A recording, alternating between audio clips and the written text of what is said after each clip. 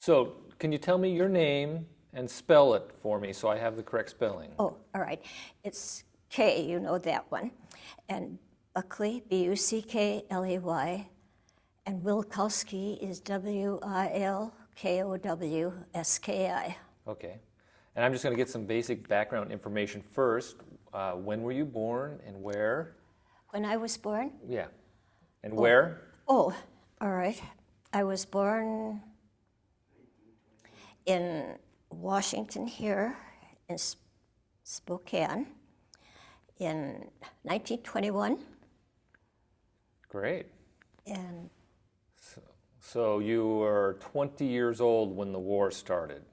yes. Okay, approximately. When So, I worked, after I graduated from school, I worked for a railroad. And it was doing work that I didn't like. I hated to type, but that was my job. I had to type.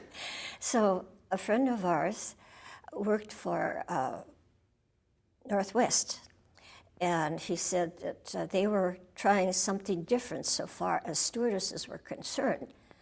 They didn't have to be nurses anymore. And one of the requirements was that the stewardesses be 5'2". So that's how I happened to. and you're 5'2"? No, I was 5'1", but I had my hair up like this. And when Rosie Stein interviewed me, she told me to get on the scale. And it was one of those scales that have the metal piece that goes up and lands on your head. And she put it there, and she put it at the top. Oh, 5'2". She says, you know, you're going to have to wear your hair this way for the rest of your time you work for Northwest. Because, see, I've been down like this, and it made me shorter when she put that rod down on me. So you were supposed to be 5'2". Yes. So you were an inch under. Yes. So we cheated there a little bit. She did all that. Okay. Oh, the reason was they were DC-3s, and we had to be able to reach into the overhead rack. That's the reason we had to be 5'2". And so you became a stewardess, and was that before the war started? Oh, it was after 1940, about 1940. I was trying to figure out. I made my first flight to the Orient in 1944. But I had flown for a few years before that on the domestic flights. Mm-hmm. So it would be 1942, I guess. Okay. I was trying to figure out, I've lost my logbooks. Oh. So that's the reason I can't be exact on it. Okay. Can you put your hands down? Okay, thanks. Okay. So I'm going to back up a little bit. Do you remember when Pearl Harbor was bombed? Yes. And what was that experience like? What was that one? What was the experience like when you first heard about that? Do you remember? For me? Yes. I couldn't believe it. You know, it just didn't seem possible. And the one that really got to me was when they sank, the Japanese sank the Arizona in in Hawaii, yeah. that area, yeah. Pearl Harbor. Did you hear it on the radio or from friends? No, on the radio was where I heard it. But the person that I knew that worked for Northwest, I guess he knew a lot more about it than I did. So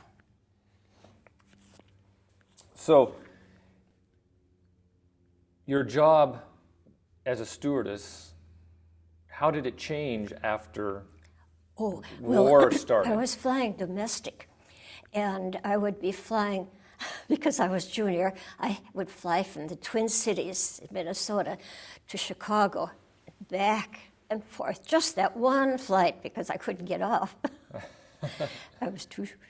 And then my sister worked for the government, and they transferred her over to Tokyo. And so when Northwest learned that, they told me, that I should, that I could go and visit her over there. And fact is, I was one of the worked the second flight commercial flight into Haneda at Tokyo. Was that after the war was over? Oh, no. Or before? Or Oh, it was over, wasn't it, Ed? Yeah. it was after? It was during the occupation. They right were after. occupation. And so, what was that experience like, taking that second flight in like that and landing in Tokyo? And do you remember the whole experience? Well, there wasn't any great to do about it. We just brought all these. Many people from New York were going over. I think they were in the commercial end of their business, and so they were coming over to, I think, talk with the Japanese. So let's see. That was just about all it was. It was not, we didn't get shot at. The only time that we ever had anything kind of scary happen was when they have a route that they follow from Tokyo to Shimya to Anchorage. We got off that route just a little bit one time, and the Russians sent fighter planes up. Oh, wow. But they didn't do anything, just made sure that we understood we were too close. Right. So you would fly from, where did you start at? What year? No, when you were going to Tokyo for the first time, where did you take off from? Where did you start from, the city? It was about 1944, because I was visiting my sister. I took the flight so I could see her. Right. And I was talking to her about it the other day, and she said 1944 was when I came in. Mm-hmm. But you took off from what city to go to Tokyo? From Minneapolis to St. Paul. Okay. And then we flew to Edmonton and to Anchorage, to Shimya, and Tokyo. Okay. That was the flight and the number of stops we made. And you were a stewardess on that flight, and did you do that a few times, or was that the only time you did that one? Oh, no. I stayed on it for quite a while. So you went to Tokyo, back and forth from Tokyo a few times? Oh, yes. And was Tokyo destroyed? I mean, did you see the city? Was it? Oh, you wanted to know? Well, the pilots told me that Tokyo was a good example of pinpoint bombing. All the buildings that they wanted and would need were not touched. There would be a big area around them that was destroyed, but the buildings themselves were all right. They were not bombed or bothered in any way. But did you see any of that yourself? Oh, yeah. Of the destroyed buildings and things? Yes, there were. And they were still cleaning and clearing things. So after you landed, did you get to go out and see the city, walk around on the ground? Oh, yes. Or anything like that? They had people there to meet us, and they took us to a beautiful home that had not been destroyed. It belonged to one of the advisors to the,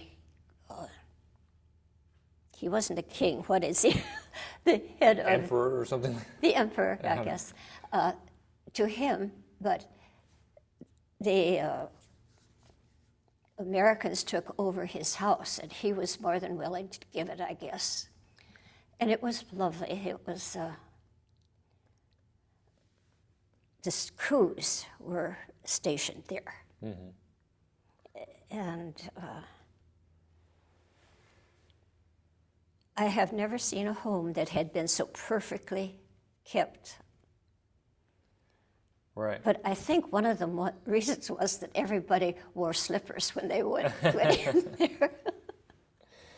But then there's still all of this rubble from the bombing other places. Yes. And this one's all perfect and Yes. clean. So you met your sister there? Yes. And then did you guys go do any kind of fun things touring the city and looking at Yes, we the did. damage or any of that kind of thing? What was that like? One time we went up to Mount Fuji, and the roads up there, they had regular American-sized cars. And going up, we'd go up a little bit, then back up to be able to go around the curve that the small cars could go around and we couldn't. I was a little upset by the time I got there to the top where the park was. Did you meet any of the Japanese people living in Tokyo? Did you get to experience any of the local people? Oh, yes. One of them had dual citizenship. She was born, she was born in Hawaii. And then when her husband, he was a banker, and when he went back to Tokyo, he took her with him. So because he was Japanese and she was born in an American territory there, why she had dual citizenship. And after a while, she had to declare one or the other. And she is an American. She speaks English better than most Americans do.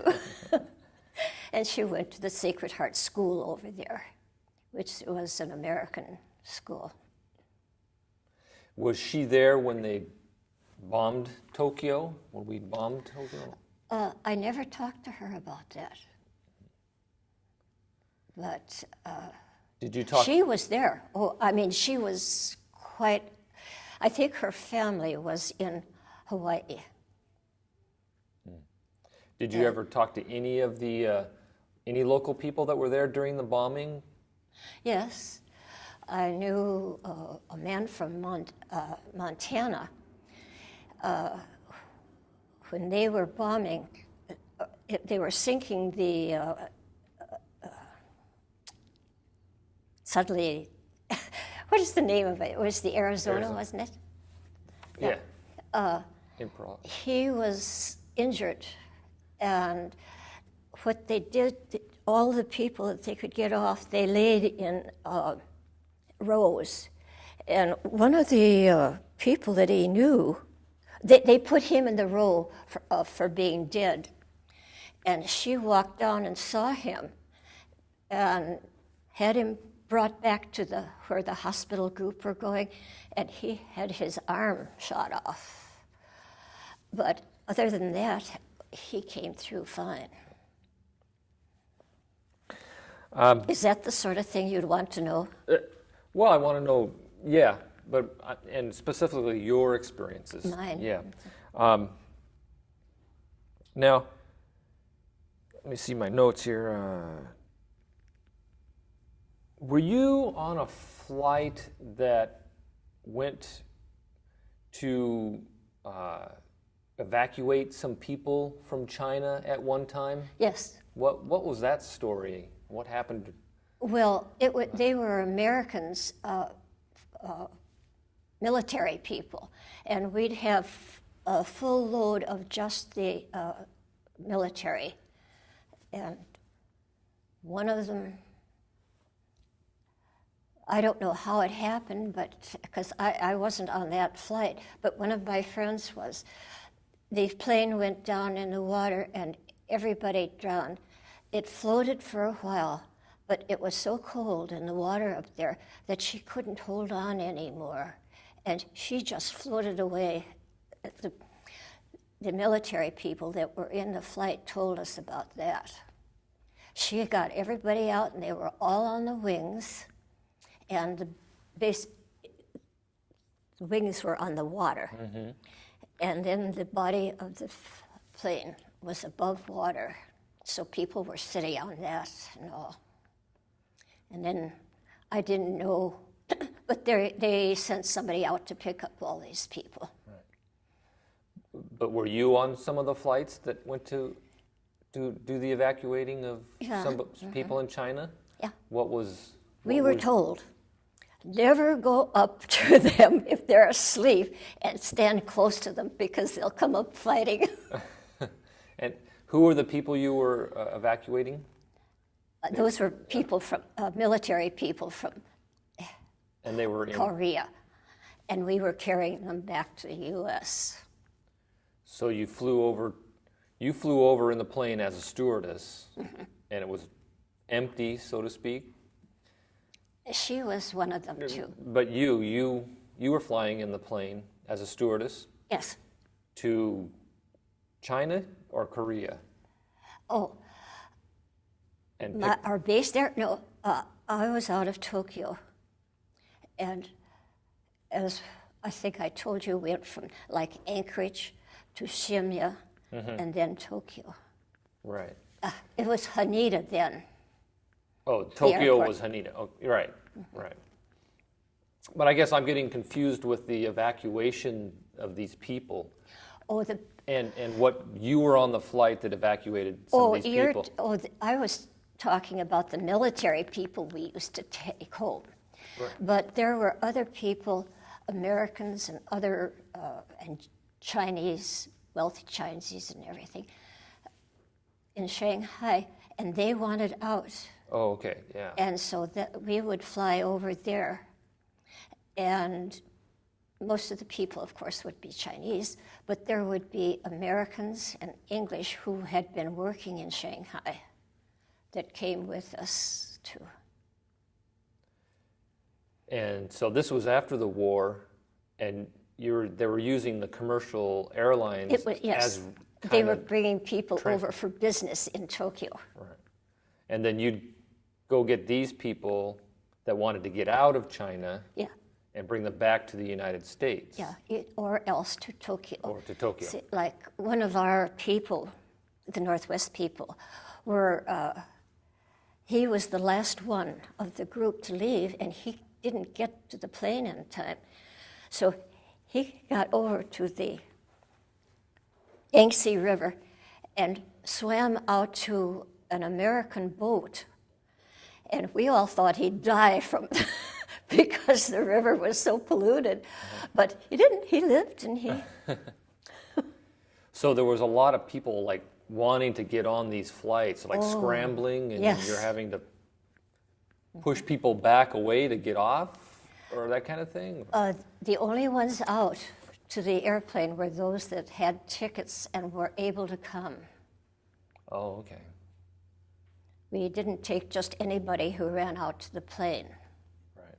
Now, was somebody bombing the runways when this was going on too? Did you have... Well, on the last flight, I think I was on that one out, we were ready for takeoff, but we could hear bombing at the other end of the runway. So... What was that like? Was it scary? It was. Everybody wanted, they were tense. So. But you got out okay. Fine. Yeah. So what was your last flight out of there when you left like? Were you sad or anything, or was it just another flight? Well, yes, because we had become acquainted with some of those people, and this was my only souvenir for there. It was a ring that I had bought, and my fingers grew too big for them, for the ring. So my son-in-law made this for me, so I can wear it. So. Now, was your sister there the whole time? Oh, yes. And what was she doing? She was a secretary to a colonel. So she was actually in the military as part of the... No, she wasn't. She was a civilian working with the military. So that was kind of fun to have her there, and so when you came in, you guys could go off and explore and stuff. So when you'd come into Tokyo, how long would you stay there before you'd fly out again? Oh, depending on the flight and everything, it would be 2 to 3 days that we would be there. And then if we went over, I went over to the Philippines a few times. So then I would leave and we'd fly over there, then I'd come back, so I think I had 5 days there that time. Okay, I'm gonna go back a little bit.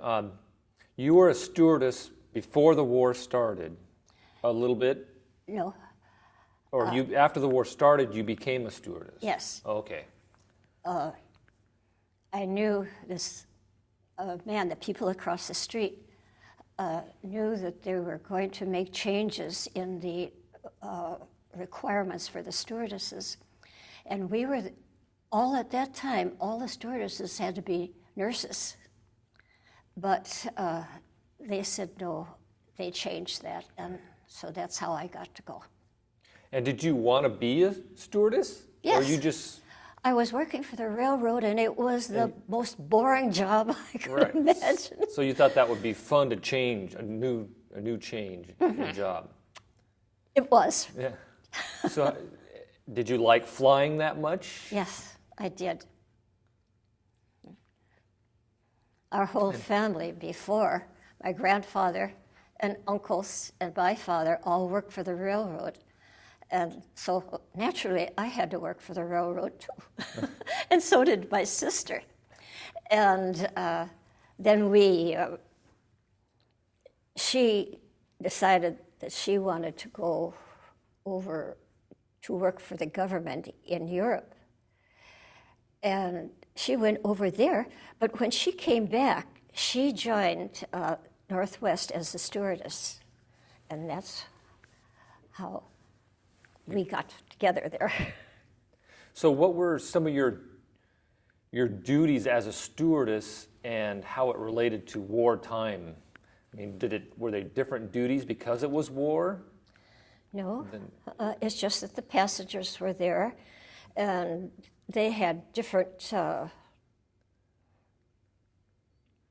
reasons for coming, and many of them would be very tense. I'll tell you one thing that was kind of funny. Okay.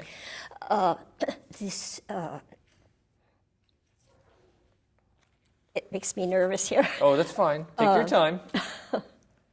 The Stratocruiser had berths in them, and nobody ever used the berths except one general. So he got it, we gave it to everything that we were supposed to do, and the next morning when I called him, he wanted to know what time it was, and I told him, and I said, did you sleep well? No, I was cold. And I said, well, why didn't you ask for another blanket? He says, you should have known. I don't know what he was referring to, but that was the last time I saw him on a plane. Because he's a general, you know. Yes, and so he was allowed to go in the cockpit. So. Did you fly just regular, soldiers, GIs too? See a lot of and those? Civilians. One of our group was civilians. We were going, in Tokyo, on the Aleutian chain, they have what they call willy-wah winds. And we were going in, we had to go into Shimya. And I was told to bring all the passengers up front, nobody in the tail of the flight, of the plane. And we had an archbishop from New York on board. And the pilots said, do you want to ask him if he'd like to come up here? So I did, oh, gosh, he sure did. And after we landed and I was talking to him, I said, did you enjoy the landing? Did it bother you? And he said, oh, no, but I learned a lot of new words. And it was true. The pilot, one of them, just used to swear like mad. But they were just little things. Is this the type of thing you wanted to know? Yeah, we want to. You're doing great. Oh, good.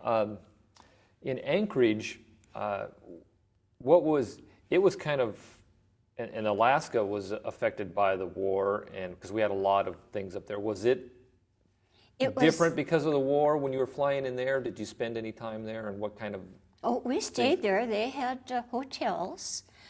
And, well, when we stayed in a hotel there. Mm-hmm. Were there a lot of military people around that you had to go through security and things like that? Do you remember? No, no, we didn't. Because we were coming for the United States, you see. Mm-hmm. And then we were leaving from an occupied country. The Americans were there, and Right. they knew. I talked to a number of them about it. Okay. Let me see here.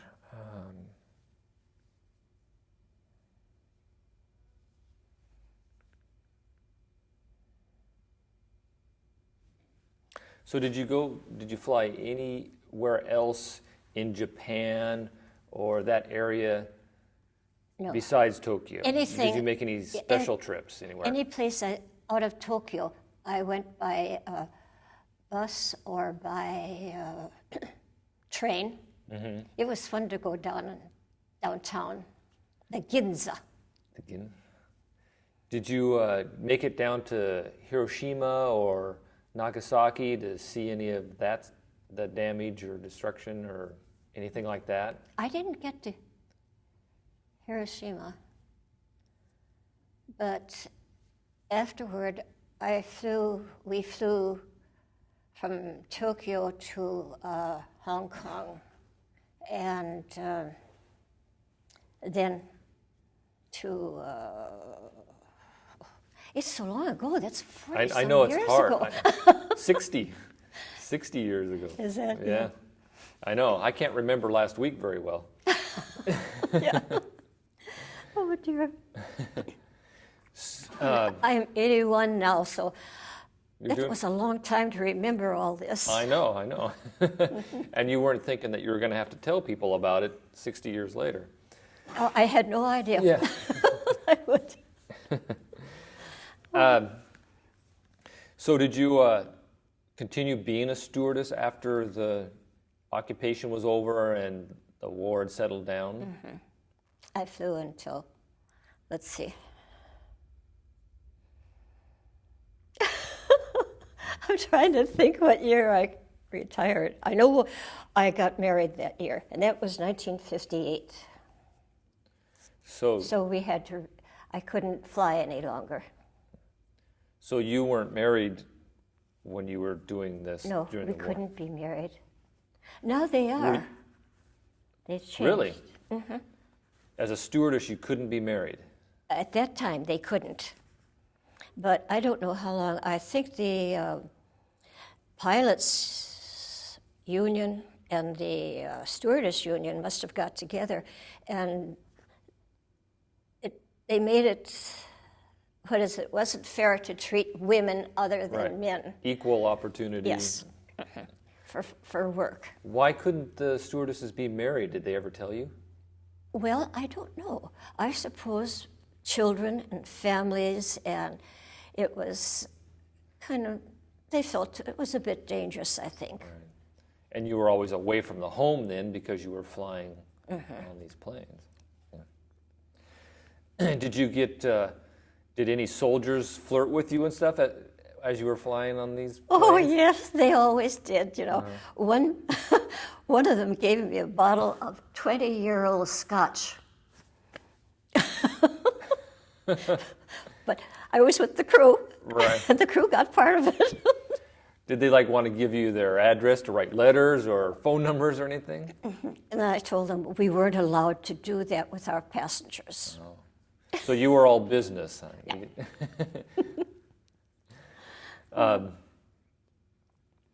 So when you were in the city, if you were in Tokyo on your day off, did you get to go out and maybe dance with some soldiers or anything like that? Or were you Well- still not allowed to? Oh, we didn't. I didn't go out with any military people, but our crews would go out, and the people who work for Northwest, and we could take it was like a train down into the business district of Tokyo, and that was the Ginza, And there were certain stores that only people, military people, could go into. What do they call that, Ed? PX. PX? Post exchange. PX? The what? The PX? The PX, yes. And my uniform was very much like a pilot's uniform. It was navy blue, brass buttons, cap like this. And so I always got to go into those.